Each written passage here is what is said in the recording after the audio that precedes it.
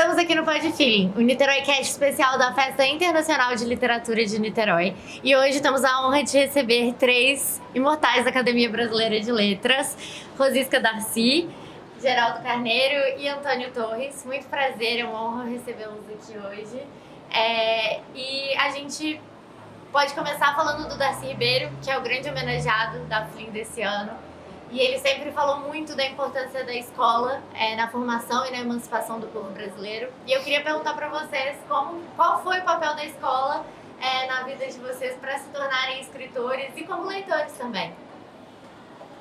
Bom, eu vou começar porque eu tenho uma história um pouco particular com Darcy Ribeiro, porque eu trabalhei com ele justamente na construção dos CIEPs, dessa rede escolar e do sambódromo, enfim, na época em que ele era secretário de Cultura, e eu fui assessora dele. Trabalhamos muitos anos juntos e depois nos tornamos muito amigos. Pois bem, eu endosso cada palavra que o Darcy disse sobre a escola. Nós criamos um movimento, inclusive, juntos, chamado Escola Viva. Viva a Escola. Escola Viva, Viva a Escola. Porque ambos apostávamos muito na formação escolar como um elemento de combate à desigualdade, como uma possibilidade de promoção. Para isso se fez escola de tempo integral. E escola de tempo integral não era só ficar o tempo todo na escola. Era uma escola onde você tinha uma boa alimentação, onde você tinha arte, onde você tinha acessos culturais que você normalmente não teria, né? Saúde, que era muito importante. Enfim, o Darcy foi um homem que apostou na educação como a solução para o Brasil, né? E eu acho que se ele não conseguiu realizar tudo que ele gostaria de ter realizado, eu gosto de repetir sempre a frase principal dele, que era havemos de amanhecer. Darcy, quando as coisas estavam muito ruins, ele dizia havemos de amanhecer. E eu acho que nós vamos amanhecer, né? Havemos de amanhecer. E será certamente com a ajuda de um grande movimento cultural, de um grande movimento educativo. Quando você pergunta em que a escola foi importante para mim, em tudo. Eu acho que a coisa mais útil que eu ganhei na minha vida foi ter aprendido a ler e escrever. A partir do momento em que eu aprendi a ler e escrever, eu ganhei regra e compasso, né? A partir desse momento. Então, eu sou uma fã do Darcy, uma fã da cultura, da escola pública. Eu sou muito favorável, defensora da escola pública, estudei em escola pública a vida toda. Então, só posso louvar a memória dele, né? Darcy tinha grandes frases. A outra frase que eu adorava dele, de repente ele virava para mim, estava sentada perto dele e dizia: é bom estar vivo, não é? E é bom estar vivo. Então é bom estar vivo, é bom ter um sonho de que havemos de amanhecer, é bom ter tido Darcy no Brasil. Darcy foi um herói bolivariano, foi um arlequim, foi várias coisas, né? Um personagem arlequinal, e foi para mim um grande amigo e um grande inspirador. Então estar numa feira que é dedicada a ele, numa festa literária, para mim é uma alegria suplementar. A festa em si já teria sido, mas é uma alegria suplementar. Eu gosto de uma frase dele, assim, eu não vou lembrar para citar de cabeça, mas que ele fala que talvez ele tenha falhado em tudo na vida dele, mas que ele não queria ser a pessoa que ganhou, assim, que venceu. Eu acho isso muito bonito. É o discurso da Sorbonne. Ah, sim. Ele fez um discurso quando foi eleito da Sorbonne, em que ele agradeceu como prêmio de consolação esse prêmio, o honoris causa da Sorbonne, porque ele, por conta dos fracassos dele, ele disse: eu mereço por causa dos meus fracassos. Quando ele anunciou os fracassos, eram sonhos faraônicos, né? Era salvar um povo, salvar todas as crianças, salvar os povos originários, né? Enfim, acabar com a pobreza. E ele diz, então, no fim, isso, né? Quer dizer, eu fracassei muito, mas eu não queria estar do lado daqueles que me fizeram fracassar. Né? O Darcy sabia das coisas. Sabia. E você, Antônio, como é que foi o papel da escola na sua formação como escritor e leitor? Bom, primeiro você deixa eu falar do Darcy um pouquinho. Claro, fique à vontade. Falar umas coisas engraçadas do Darcy. Uma vez eu escrevia no Jornal de São Paulo, Jornal da Tarde, todo sábado. Tinha uma coluna. E escrevi sobre um livro do Darcy que tinha acabado de sair. É um livro autobiográfico. E ele defendia muito aquilo do qual ele era muito acusado, de ser vaidoso. Ele se defendia, assim, mas com uma propriedade enorme. Aí eu escrevi uma coluna com o título assim, Vaidade à Parte. Eu fiz De repente, alguém me telefona e diz, Darcy anda doida atrás de você, que não está achando na sua casa e tal. Eu disse, estou na casa do Eric Nepomuceno. Aí ele apareceu na casa do Eric, todo feliz com o que eu tinha escrito, né? E ficamos a tarde toda, e ele só se mostrando cada vez mais vaidoso. Ele disse, agora eu posso botar todo mundo para fora. Outra vez foi...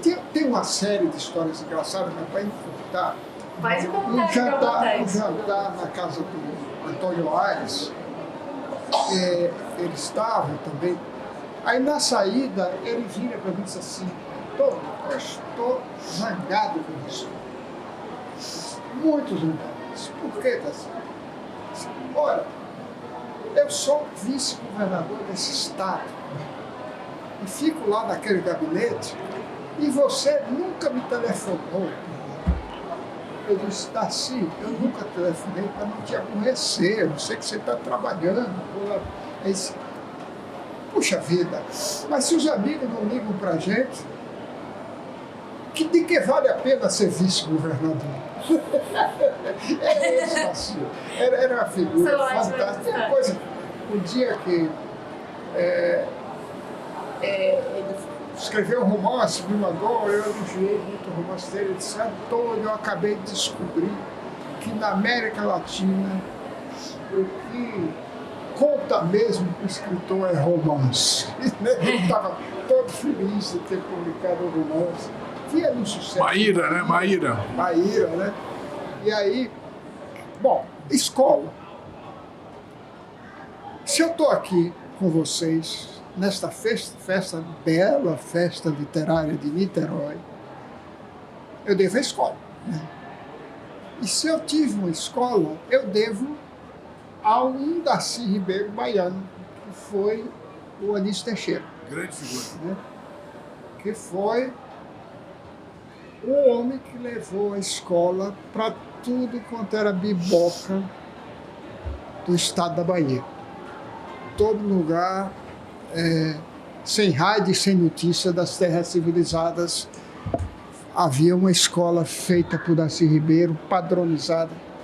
Foi ali que eu encontrei, que eu vi pela primeira vez um livro, foi naquela escola, num lugar agrário e ágrafo, onde todo mundo vivia da terra e para a terra, né? Plantar e colher e nada mais, vivia-se para o cabo da enxada e não com a caneta. Né? E essa professora que chegou lá revolucionou a cabeça de toda a minha geração, porque ela tinha um método incrível. Leitura em voz alta todo dia, de poesia. Né? Ora, aí a poesia começou a descer redondamente nos meus ouvidos. Se você perguntasse para mim, menino, o que é que você vai querer ser quando crescer? Eu tinha a resposta na ponta da língua. Castro Alves. Não mais nem menos do que isso. Aí chega outra professora e diz, Dona Tereza, Dona Serafina, eu vim aqui buscar os alunos. Ela olhou na sala e disse, leva os meninos. E saímos todos muito tristes, porque que alegria ia ter ir para uma escola só de meninos, né? Mas chegou lá, ela abriu, aí era o prédio construído na gestão Anísio Teixeira, com 4 janelas, toda ensolarada a sala. Ela põe os meninos em filas para ler em voz alta. Um livrinho que ela trouxe, chamava Seleto Escolar. Você abria e tinha um texto para ler. Se a outra era da poesia, essa era da prosa. Aí foi o casamento perfeito. Aqui foi o equilíbrio total, né? Primeira oficina, grande oficina literária, a poesia. Segunda, a prosa. Pronto, fechou, né? É por isso que eu estou aqui. Porque é aquela leitura em voz alta o tempo todo. Daí a pouco, a professora passava um exercício, mandava você ler e copiar o que você leu. Ela corrigia. Depois começava ela a ditar o texto para você escrever, para ver se você escreveu tudo certo. Depois ela ensinava a fazer carta. Carta era assim: prezado amigo Geraldo Carneiro, querida amiga Rosisca Darcy de Oliveira, o motivo destas linhas é dar-te as minhas é dar-te as minhas notícias e, ao mesmo tempo, receber as tuas. Como tens passado? Interrogação. Bem, vírgula, não é? Quer dizer, era um exercício fantástico de pontuação, de tudo, né? E de ritmo de frase. O resto era com você. Ela dava o pontapé inicial e deixava que você fizesse o resto. Bom, daí a pouco eu estou entrando na rua, tem um garoto, a minha mais velha que eu, claro, na entrada num beco, ele disse assim: estou aqui desde cedo à sua espera. Eu disse: para quê? Ele disse: é o seguinte, me contou a história. Estava apaixonado por uma garota e não tinha coragem de se declarar e também não sabia escrever. E ele sabia, por informação, que tinha um menino ali que tinha aprendido a escrever rapidamente e queria que eu fizesse a carta. Me deu um papel e um lápis. E aí ele contou a história da paixão dele e eu tentei enfeitar muito aquele pavão. E depois fiquei morrendo de medo. E se não der certo esse feito todo que eu fiz aqui? Na segunda-feira seguinte, que era o dia da feira, que eu estou chegando para a feira, quem estava à minha espera? A destinatária da carta que eu mesmo havia escrito. Que ela pediu para eu ler para ela. Também não sabia. Não sabia. Não. Que história bonita. Para eu ler para ela e escrever a resposta, né? Você criou um amor. Olha, data desse tempo, direi os melhores direitos autorais da minha vida. Que eram pagos na feira, porque me levavam para a feira. Para você escrever as cartas. Não, escolher ali Escolher as coisas nas que barracas, o que eu quisesse comer. Pão de ló, arroz doce, Ai, rosário delícia. de Licori. Foram os direitos autorais. Direitos autorais fantásticos. É fantástico. Então, eu não preciso dizer mais sobre escola, sobre nada, porque se eu estou aqui, se eu cheguei à Academia Brasileira de Letras, foi graças a esse menino, aquelas professoras, o Anísio Teixeira, aqueles meninos que me encontrou na esquina para fazer uma carta. Ali eu já estava fazendo uma ficção, né? Com certeza. Misturando ficção e realidade, essas coisas todas. É isso, gente. Mas sabe que as suas palestras, nos últimos anos, adquiriram um fascínio pela oralidade que remonta a esse tempo. Então você tem feito coisas em que você não apenas lê os textos, como você, de certa maneira, representa. Olha Isso só. tem acontecido nos últimos anos, de 4 anos para cá. Você começou a fazer umas palestras em que a oralidade é muito poderosa. Muito obrigado, gente. Olha, dito por um poeta. Você é um grande intérprete. Além de um bom escritor, é um grande intérprete. Poxa, se eu ouvir isso de vocês, eu vou chorar. Vou chorar, né? Mas você sabe que, a propósito da Darcy Ribeiro, que eu conheci muito pouco, nós tínhamos uma certa antipatia um pelo outro. Talvez porque tivéssemos muita coisa em comum, muitos defeitos em comum. E nunca falavam, nunca trocávamos palavras, ficávamos sempre quase rosnando um para o outro. Mas eu tinha muita admiração intelectual por ele até me ocorreu, ouvindo a fala de vocês, pessoas próximas dele, que ele talvez fosse um falso mineiro, porque ele era do norte de Minas e os mineiros, de modo geral, Claro. são mais acanhados, de Muito modo geral. claro. Se bem que há muitos tipos de mineiros.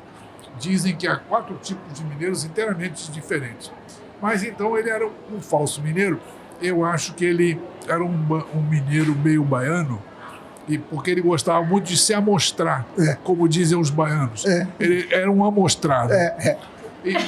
Mas como é um homem admirável por todos os motivos, eu gostaria de ter escrito o epitáfio do Darcy Ribeiro, que talvez para ele a realidade fosse uma alucinação provocada pela falta de utopia. Então gostaria de um dia reencontrá-lo em alguma Bonito instância isso, metafísica bonito, e entregar para ele essa sugestão de epitáfio. Ouve aí, Daci, onde quer que você esteja. Ouve Geraldo Carneiro. E você quer contar um pouco como é que foi a escola nesse seu incentivo de se tornar um escritor e um leitor? Olha, minha escola é um clichê danado, né? Que tiver aquela paixão pela professora do primeiro ano primário, isso é um clichê, todo mundo passa por isso. E aí fui abandonado por ela no segundo ano, entrou outra professora, me apaixonei de novo, mas não com a mesma intensidade. Entendi. E aí comecei a me desinteressar. No terceiro ano a professora não era mais tão interessante, então fui ficando uma pessoa desafim assim, do sistema escolar. Mas com curiosidade e desenvolvi uma relação um pouco iconoclasta com a escola. Me lembro, por exemplo, da minha primeira expulsão de sala. Era um professor de história que lançou mão de um recurso que naquela época nos parecia a tecnologia mais requintada do mundo, que era um negócio chamado slide. Sim. Tinha uma projeção de slides assim, na parede e todo mundo achava aquilo lindo. E ele mostrou uma vez o batistério, aquela grande pira em que as crianças não eram queimadas, porque uma pira seria uma pira que sugeriria o fogo. Mas era um batistério gigantesco da igreja de São Pedro em Roma.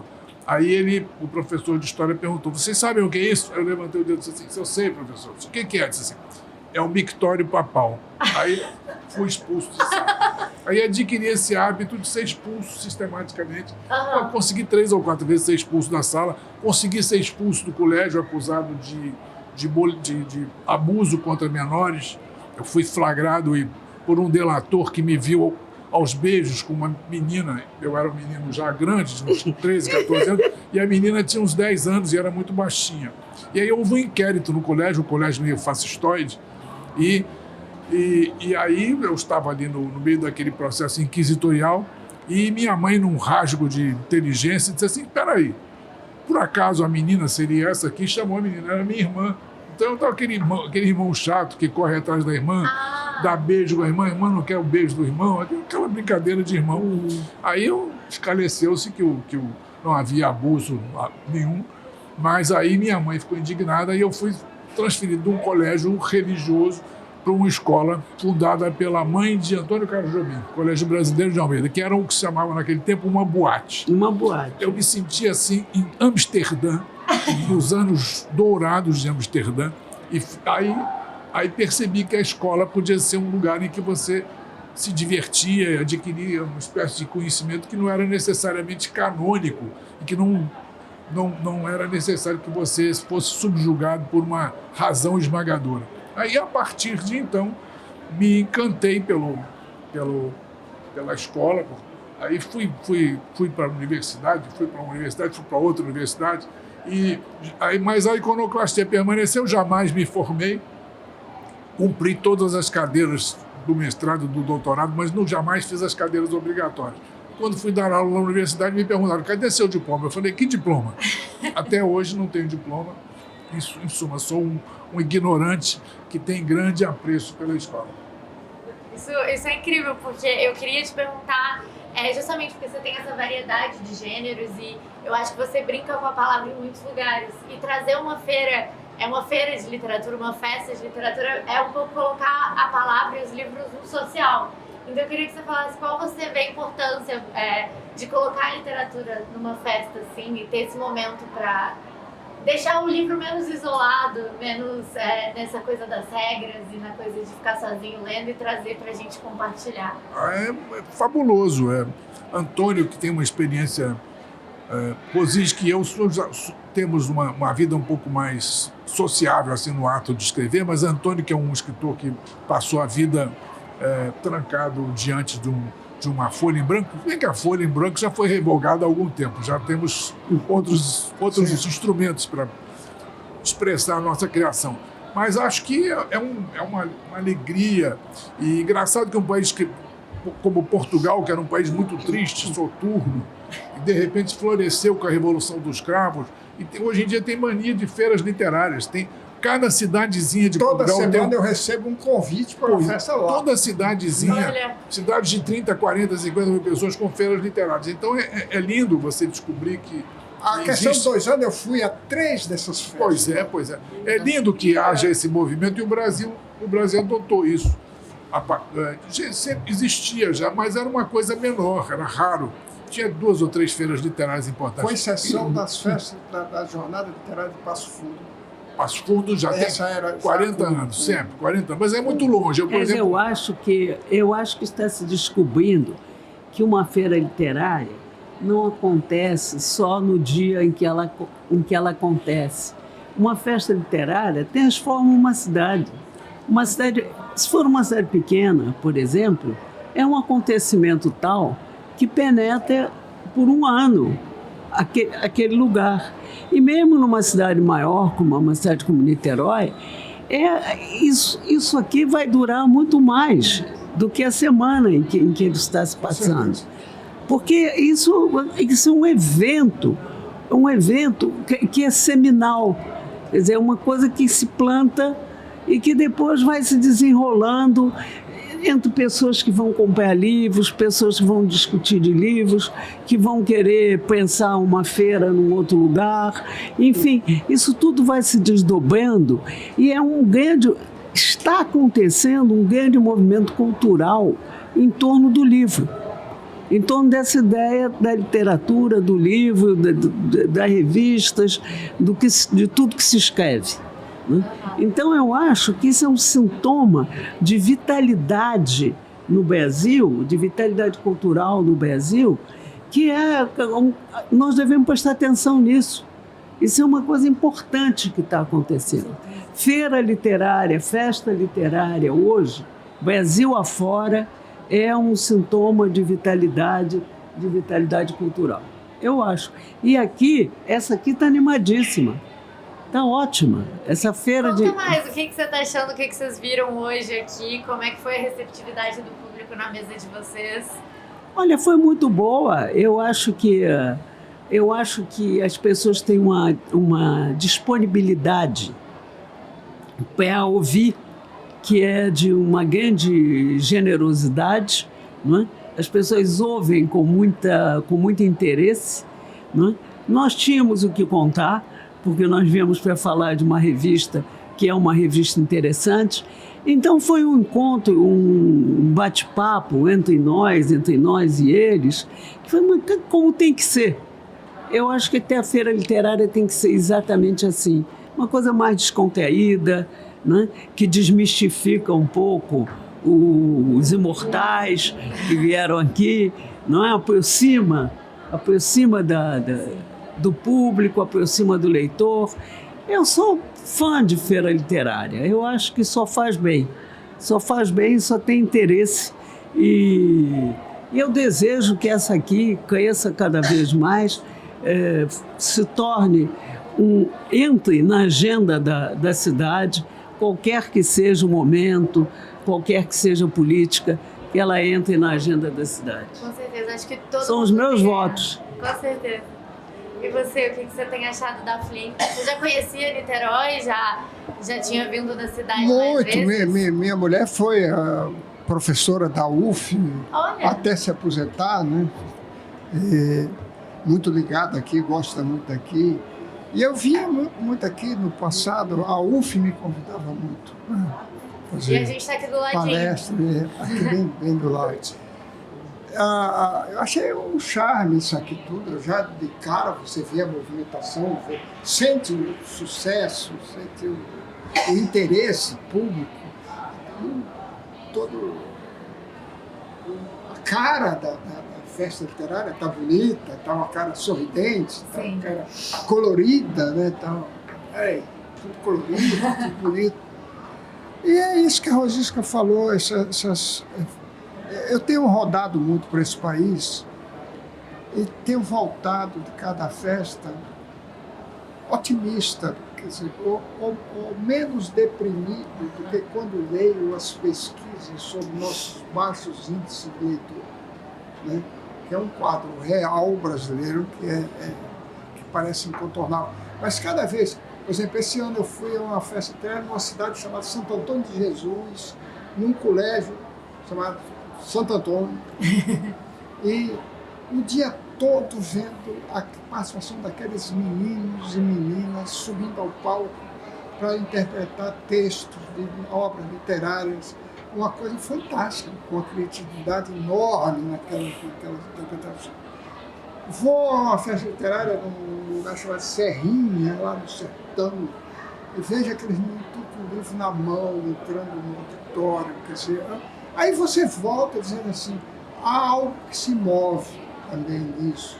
Quer dizer, por pior que seja o mundo de hoje, por mais aterrador que seja a realidade, aterradora que seja a realidade, você sempre tem respiros, você tem sempre algo que te diz assim, caminhamos. Não é assim tudo tão encurralado, tudo tão, como dizem os números, como dizem as pesquisas.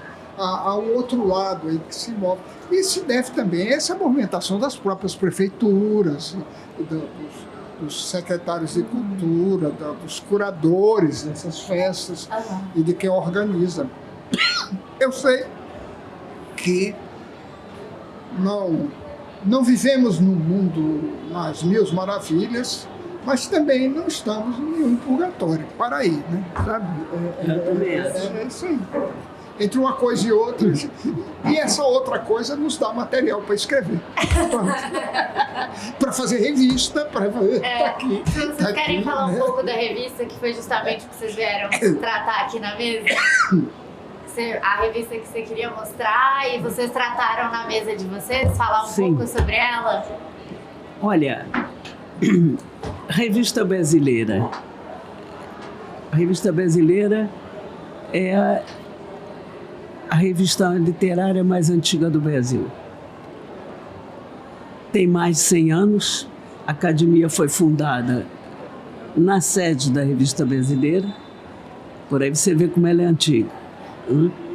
E eu estou editando essa revista há 3 anos, né?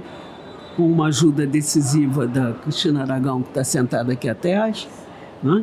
E que é a minha editora adjunta, e com uma ajuda igualmente decisiva de acadêmicos como Antônio Torres, como Geraldo Carneiro, que são frequentadores habituais das páginas da revista, quer dizer, que escrevem sempre aqui.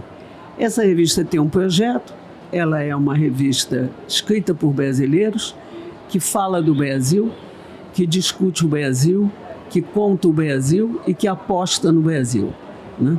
Então, com esse conjunto de princípios, ela tem como essa linha, como linha editorial, ser contemporânea, tratar da contemporaneidade e, ao mesmo tempo, respeitar uma história literária, uma história cultural que está na academia, que a academia tem tesouros dentro dela, tesouros de arquivos, tesouros de bibliotecas, enfim, nós nos alimentamos muito desses tesouros que estão lá dentro e que nos pertencem, mas pertencem sobretudo ao público, pertencem ao povo brasileiro. Então eles precisam sair de lá e, através da Revista Brasileira, serem levados ao povo, né? Aos nossos leitores. Então ela tem sim um projeto editorial que foi esse que eu disse. Tem um tratamento gráfico que também procura ser a imagem e a semelhança da contemporaneidade dela, né? Tem esse projeto gráfico que rompeu com a tradição centenária da revista e fez-se diferente. E é uma revista, como eu disse, por fim aqui, que aposta no futuro. Quer dizer, nós estamos aqui com a consciência, com a intenção de colaborar, na medida em que um escritor pode fazer isso, colaborar com uma construção no Brasil. O Brasil, que eu acho um país extraordinário, que eu acho um país que é promissor, um país que já é, em si, de uma grande originalidade e que o Cacá Diegues dizia, com razão, é um exemplo para o mundo, né? Então eu vou endossar o que disse aqui o Cacá Diegues, cujo retrato nós traçamos nesse número da revista. Essa é a revista brasileira. Acho que essa é uma forma bonita de terminar, né? A nossa conversa, vocês desejam falar mais alguma coisa? Não, acho que Querem agora completar? Geraldo falou pouco. Eu falei pouco? Falou. Mas falou bem. Não, fala não. Bem eu sempre falo. Eu vou falar igual um jogador de futebol. Sabe, tu que vim aqui para tentar dar o meu melhor. Fazer aquela... Jogar para o time. Importante foi a nossa vitória do nosso time. Os nossos gols não têm importância individual. Enfim, está tudo magnífico. A Niterói esplendendo como sempre. E nós, privilegiados, que contemplamos a cidade distante e sabendo que somos também contemplados por ela com grande carinho. Com certeza. Muito obrigada, gente. Foi muito legal conversar com vocês. Foi um grande prazer para mim. Obrigada a você, Bia. Geraldo. Obrigada, gente. Prazer. Gente, Adorei te conhecer pessoalmente. Eu vou ter que